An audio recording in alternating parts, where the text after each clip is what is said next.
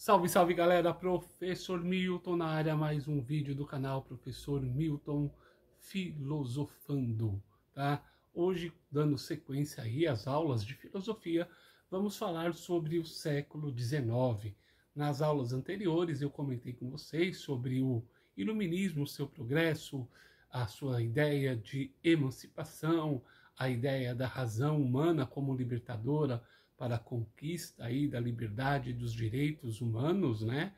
Em questão aí em relação à liberdade religiosa, liberdade de expressão, propriedade privada, enfim. E com tudo isso nós tivemos aí a expansão do capitalismo e os seus novos ideais. Então, vou comentar com vocês aí a respeito disso, como se deu a produção e desenvolvimento filosófico no século XIX. O século XVIII, ok, vai ter aí duas revoluções importantíssimas, a Revolução Industrial, a primeira Revolução Industrial, lá em 1760, e no ano de 1789, a Revolução Francesa, que vai ter aí a duração de 10 anos, ok? Com a ideia da Revolução Francesa, nós temos aí os ideais de liberdade, igualdade e fraternidade. Conforme disse a vocês, lá nos vídeos anteriores em relação ao iluminismo, a Revolução Francesa foi uma revolução burguesa. Assim como o iluminismo foi um movimento burguês, né?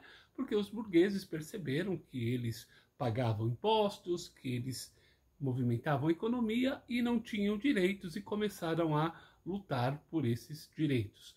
Você vai ter aí a expansão do capitalismo, ok? A partir do século XVIII, com as suas ideias comerciais de avanços tecnológicos, científicos e a meritocracia, o avanço dela, né? O capitalismo foi colocado ali inicialmente nos países europeus e, num dado momento, em outros diversos países, tá? Então, e também, posteriormente, outras regiões do mundo. Então, nós vamos ter aí uma relação de progresso versus desumanização. E por que desumanização? Pelo fato de que os trabalhadores no início da Revolução Industrial tinham ali trabalhos excessivos, sem nenhum direito trabalhista, tá? Então, a Revolução Industrial vai atingir amplos setores da economia, a produção de manufaturas, agricultura, comércio, transportes e etc., tá? Com um grande impacto na sociedade. A produção capitalista vai se configurar assim num quadro geral que vai ser resumido em tendências contraditórias. Então, ao mesmo tempo que você tem um avanço tecnológico e científico com tendências gerais, as antigas oficinas, né, manufatureiras, você vai ter uma produção em grande escala, você vai ter aí a utilização do carvão, posteriormente da eletricidade e do petróleo.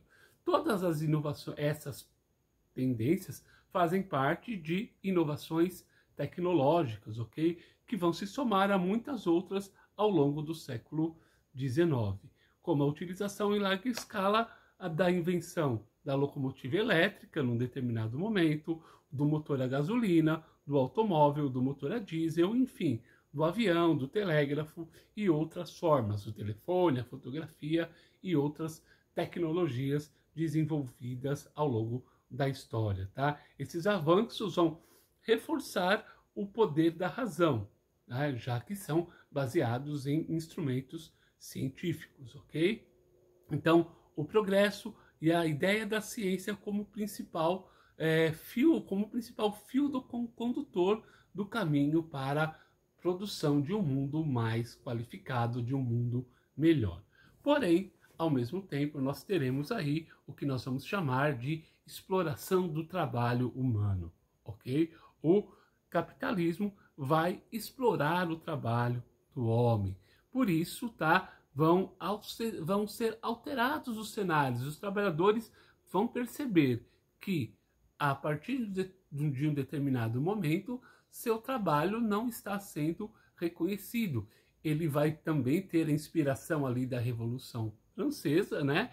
E alguns começam a perceber que eles estão sendo explorados, e que esse ideal de igualdade, fraternidade e igualdade não existe, só está ali para a classe burguesa. O operário está vivendo de forma miserável, sem garantias, sem direitos e sem liberdade. Alguns trabalhadores trabalhavam ali 16 horas diárias, seus filhos, suas mulheres, salários baixíssimos. Inclusive tem uma série na Netflix, né,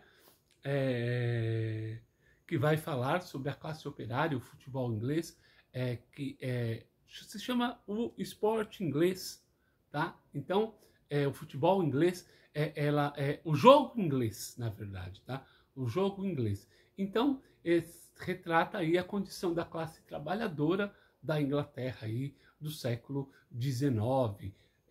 Mostra ali os primeiros times operários que vão disputar a Copa da Inglaterra e mostra o processo de exploração da classe trabalhadora também. Então, você tem aí os trabalhadores lutando por melhores condições de vida. Vão surgir aí os primeiros movimentos sindicais, os primeiros movimentos trabalhistas, os cartistas, os ludistas. Então, no século XIX, você vai ter aí um movimento que vai fazer com que a classe burguesa e a classe trabalhadora entrem em conflito. Nós vamos ter o Marx, né, que vai falar que a história do mundo é a história da luta de classes, vai ser aí um grande defensor dos trabalhadores, vai falar que no capitalismo nós temos aí duas classes sociais diametralmente opostas, que são a burguesia e o proletariado, ok? Então, nós vamos ter aí um movimento de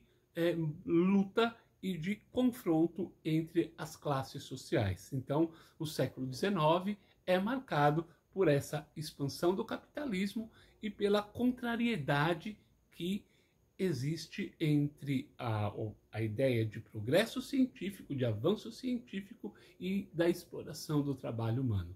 Nas próximas aulas, vou tratar aí de algumas coisas como romantismo, como positivismo e outras teorias que vão se formar aí no século XIX.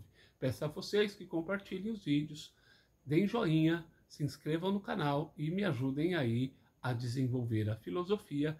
Espero com minhas aulas aí possa ajudar vocês nos vestibulares aí do ano de 2024. Um abraço a todos.